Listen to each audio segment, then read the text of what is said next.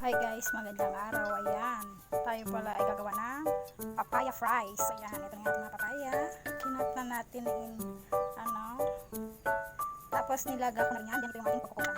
Nagmix lang ako din ng harina, konting cornstarch, asin, paminta at pampalasa. Simulan na natin. Ayan, i-coat na natin ito dito. Nilaga natin yan guys ng mga 10 minutes hanggang sa yung hindi na mag-aanong malambot para nandun pa rin yung crispiness niya. Ayan, coat lang natin.